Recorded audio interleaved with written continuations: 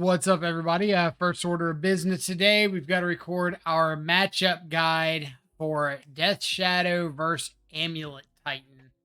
Um, it's, I think, one of the last three we've got to finish to cover out like the top 10 decks in Modern. And then we'll be able to get to like some more fringe players here and there. But Amulet Titan, definitely a deck that is not short on popularity on Magic Online. People all the time coming out like slamming Titans, seeing if it's good enough to take the format by storm, metaphorically. So let's go over some of this matchup.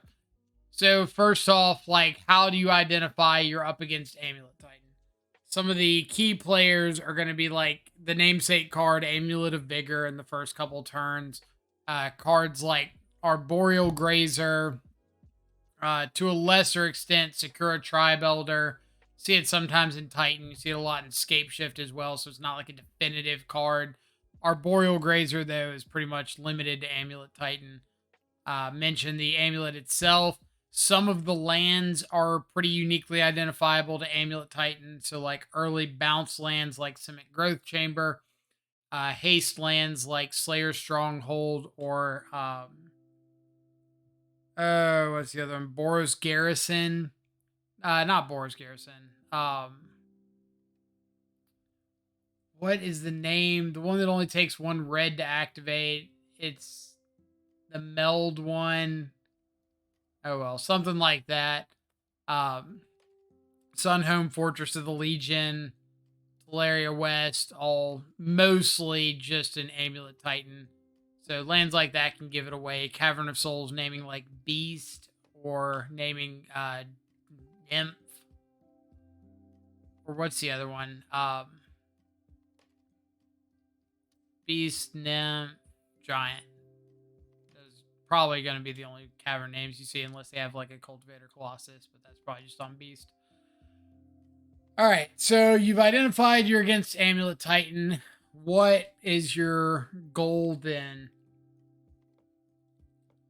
Pretty much exclusively become the beatdown deck. Like, Titan is going to own the late game inevitability with their ability to get to Titans, find more value lands like copies of Urza Saga, bounce lands in Teleria West to be able to make more mana, go find more Titans. So you're not going to be able to outgrind them just having lands in play and casting whatever big payoff they can find. So the best step for you is to limit your opponent's draw steps by getting significant pressure out. Usually cards like Death Shadow are a lot more effective at this than cards like Ragavan. Tarmogoyf, however, can be easily neutered by something like Bajuka Bog, so be a little bit careful of that if you're planning to like go all in on a Tarmogoyf and put all of your eggs into that Lurgoyf basket. From the Amulet Titan side, their goal, as soon as they realize what we are, is just resolve Titans, go play the, I think as Fran puts it, the toolbox game, become the toolbox deck, go get value lands like Urza Saga, Valakut to set up for Dryad of the Elysian Grove, Bajuka Bog to limit our pressure by taking out things like Unholy Heat and Dragon's Rage Channeler.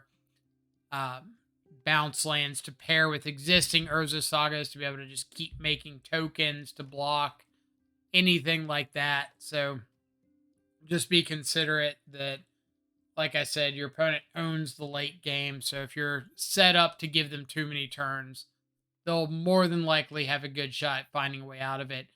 Current builds might even include something like Hydroid Krasis, so that once they just get up to a large amount of mana, even if you have counter spells at the ready, they're still going to be able to draw cards, gain life, get back into it. So if you've got something like Drown in the Lock in the main, then Summoner's Pact becomes a pretty juicy target.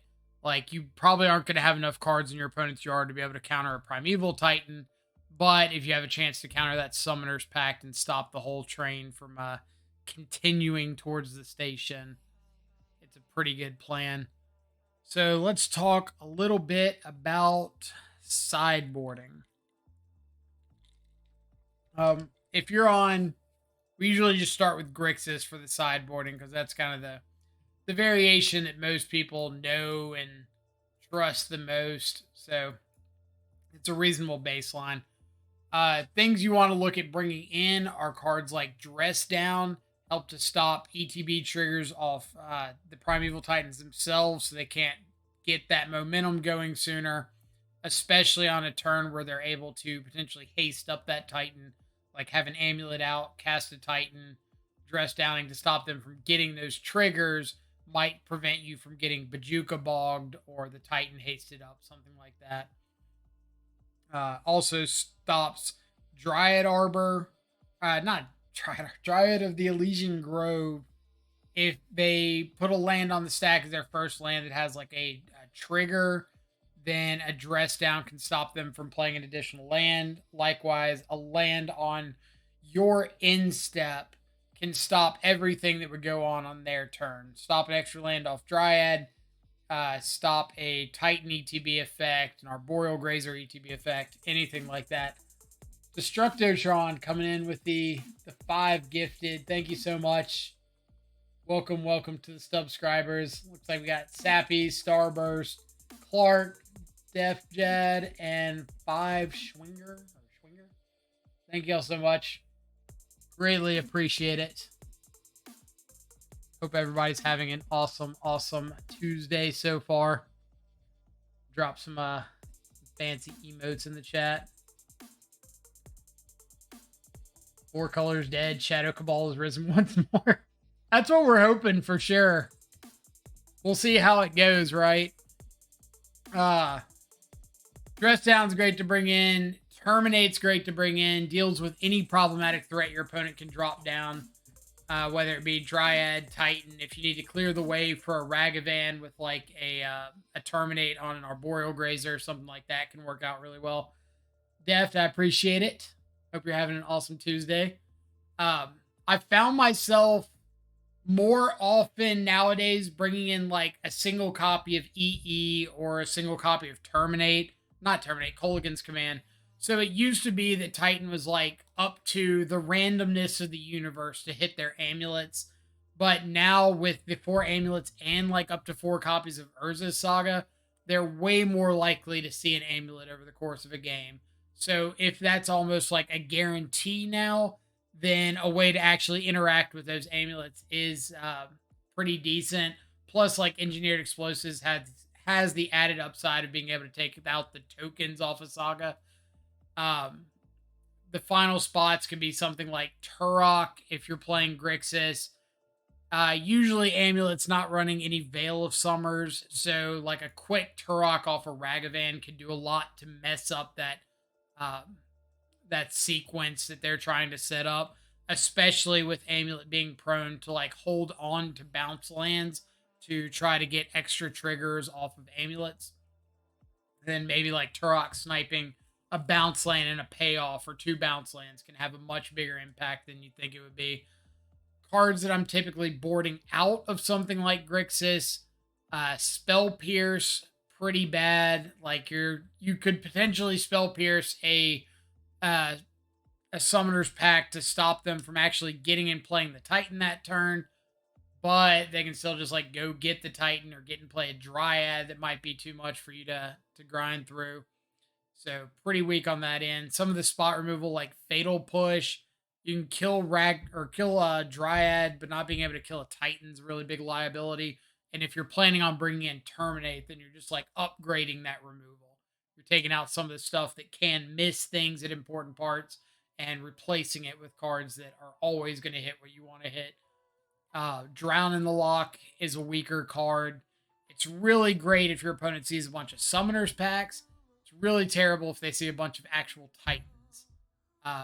Of note, it can kill a Hydroid Krasis pretty easily after your opponent's like drawn and done their thing. But if they draw and do their thing, you're going to be in a little bit of a backside situation anyway. So it happens. So happy to see Inquisition no longer in the list. I miss Inquisition, but I do think you're right on that one. I think it's a lot less impactful than it has been in previous years.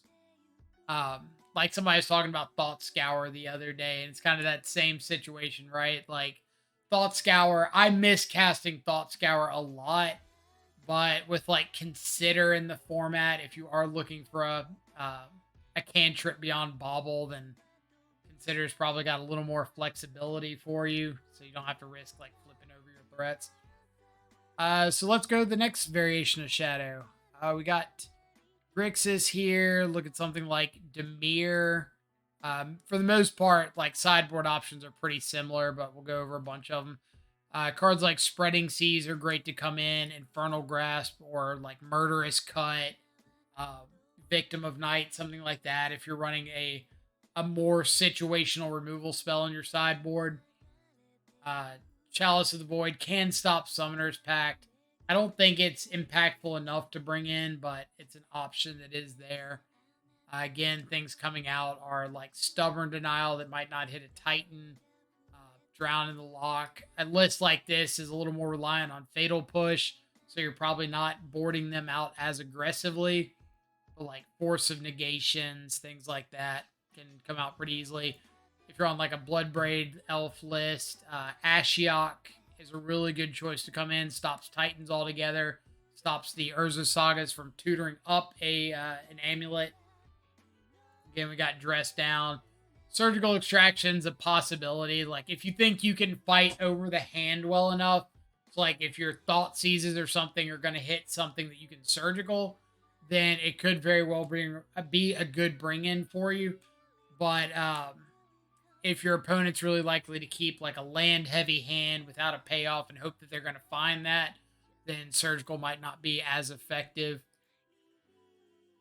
For decks like Esper, March of Otherworldly Light can exile an amulet or a Urza Saga for very, very cheap.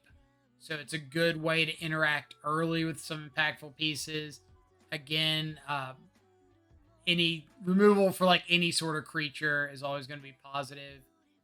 If I was running a list like this, Turok's probably coming in, boarding out things like again Spell Pierce, Drown in the Lock.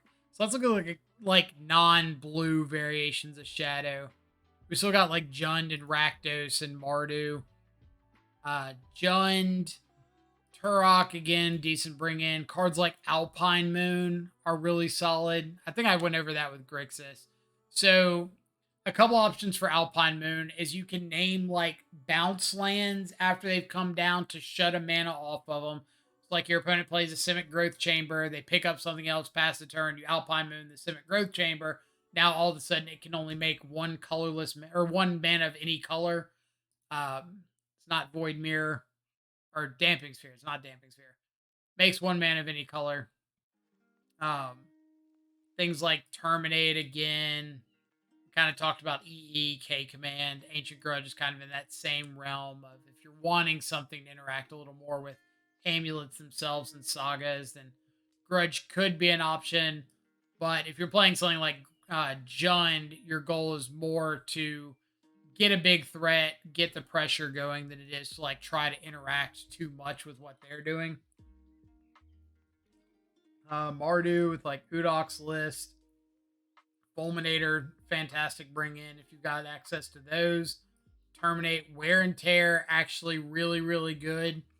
A lot of times you have the chance to hit like an Amulet and an Urza Saga. So that can just be like 3 mana, strip 2 extremely important permanents from your opponent's hand.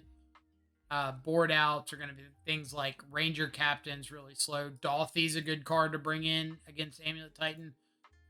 If you haven't gotten to live the dream yet of like playing out a Dolthy and then Thoughtseize and taking your opponent's Titan and casting it off your Dolthy, highly recommend it. But cards like Unearth are going to be a lot less impactful because of things like Bajuka Bog. So just be careful if you're running like a bunch of Unholy Heats.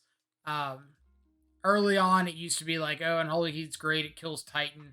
I think that's died off a little bit now that Titan players are more likely to aggressively fetch up Bajuka Bog. So I wouldn't be like afraid to cut a couple copies of Heat for a couple Terminates, even though Heat could potentially kill a Titan. And then Rakdos is kind of like the last one. Board ends like Blood Moon is an S tier bring in. Blood Moons, Dolthy or Turok, Terminate. Any of those are going to be really, really good, but especially Blood Moon. Like if you're playing a Shadow variant that's got access to Blood Moon, it's definitely going to be like one of your strongest board ends. Board outs, things like I mentioned K Command. If you're on the fence and you want an extra piece to interact with Amulet, then I'd keep K Command in. But otherwise, it's not like one of the overly strong cards in your list. But you could board out like some number of Scourges or Fatal Push, Lightning Bolts. Like Bolt's never going to kill a Titan. You're upgrading it to Terminate. Same thing with Fatal Push. You don't want to have like a bunch of these things stuck in your hand. Ragavan can get stonewalled by Arboreal Grazer really easily. So it might be a situation where, like, on the play, you want all of your Ragavans. On the draw, maybe you want to trim one or two. So if your opponent has a Grazer, you're not just like giving yourself the most chances of drawing another dead Ragavan. But that's just like some general suggestions. Sultai and stuff like this. Mostly comes the same way as Grixis, where you've got like Drown in the Locks and Stubborn Denial and stuff like that that are pretty dead. Looking at bringing in like Force of Vigor or Turok, something like that, just to interact a little bit more with like Urza Sagas. So let's talk about gameplay post board. So you know your opponent's on Titan, they know you're on Shadow. Everybody's throwing in their sideboard options, which I don't think we talked about. Actually, let's talk about Amulet sideboarding before we talk about ours. So, from the Amulet side, just take like a pretty generic green list. Your opponent's really likely to be bringing in cards like EE, Dismember, Endurance, especially if you're on like a Dragon's Rage Channeler, Unholy Heat type of build. Tireless Tracker is a really good bring in. This opponent would probably bring in like Elder Gargaroth or Kura or something. Some number of the cards in that list. Like that might be a good bit, but something like this, maybe just the 4 endurances and some number of like Hydroid Krasis or Dismember, maybe an EE since you can tutor it up with Teleria West. But anything like that is a solid bring in. Board outs, I would usually see cutting on things like Azusa's pretty meh. Like she catches removal spells very, very easily. If they're bringing in like a basic island, they might cut another land somewhere. The Tribe Elders are okay. Like Arboreal Grazer is going to be way better at gumming up the ground than Tribe Elder is. But I understand that Tribe Elder being a ramp spell in the same sense is a factor to at least take into consideration. But for the most part, I think that Azusa and Tribe Elder, at least from the Shadow side, feel like two of the weaker options they have access to. Maybe some number of Summoners Pack can come out if your opponent's on a bunch of Drowning Locks, counter spells, whatever. Just focus on getting like big things that you can Cavern for. I've seen people cut some copies of Amulet. It's especially good now that you have Urza Saga. So like you're never cutting Urza Saga in the matchup, but now you have a functional 5, 6 copies of Amulet, even if you cut 2. So that's a very reasonable board out that I could get behind. Probably not bringing in the extra copy of Beseiju.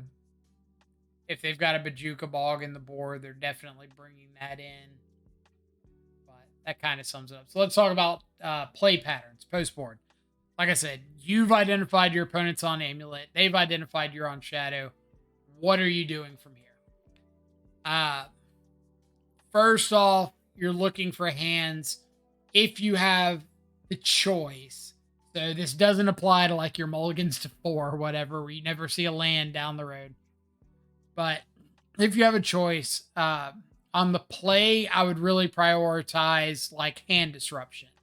If you can nab your opponent's Amulet of Vigor or Arboreal Grazer, something like that, out of hand on turn 1, then you might really set them back a couple turns.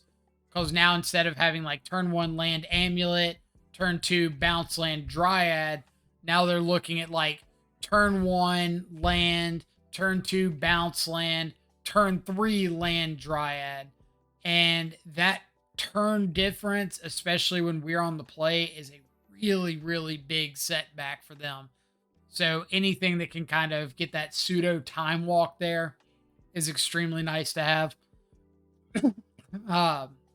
But that should only be in consideration if you've got the pressure to back it up. Like if you've got 2 lands, Thoughtseize, Ragavan, Expressive Iteration, I don't know, Dress Down, something like that, then I would really be looking at taking your opponent's Amulet or Boreal Grazer, because you get that Ragavan down, you start swinging, you gain a bunch of momentum off that. But if your hand is like 3 lands, Terminate, Expressive Iteration, Shadow, Inquisition, then maybe that Inquisition needs to be looking at like a Dryad instead of an Amulet.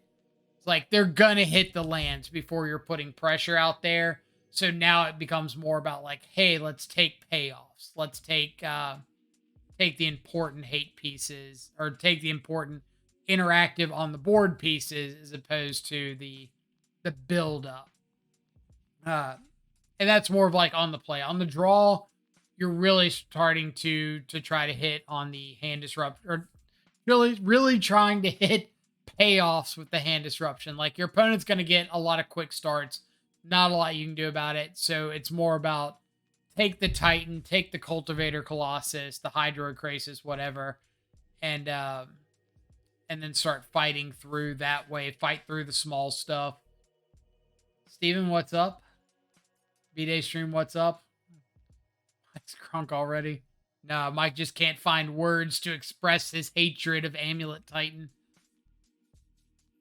So, all right. So we're at the on the play, on the draw, fighting over a lot more of the payoffs, because there's a better likelihood that your opponent's going to start with like turn 1 land ramp piece, whether that be an Amulet or an Arboreal Grazer.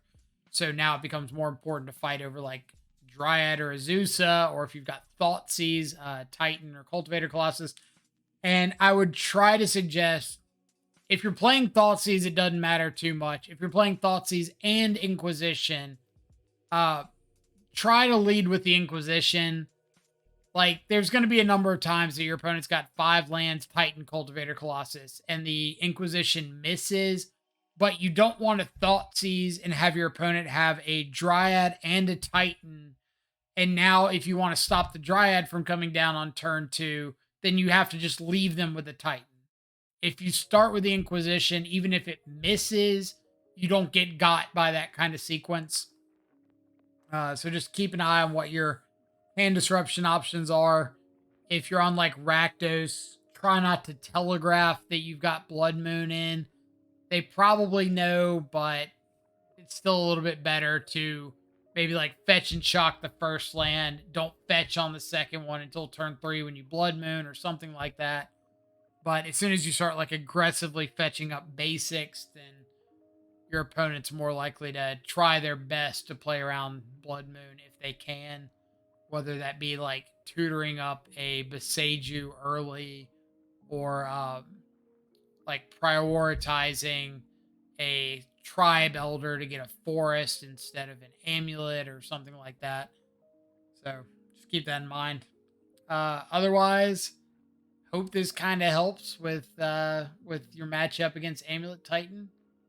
Maybe you can learn a little tip or trick here or there that helps get you across the finish line. And we'll be seeing what the next matchup guide holds.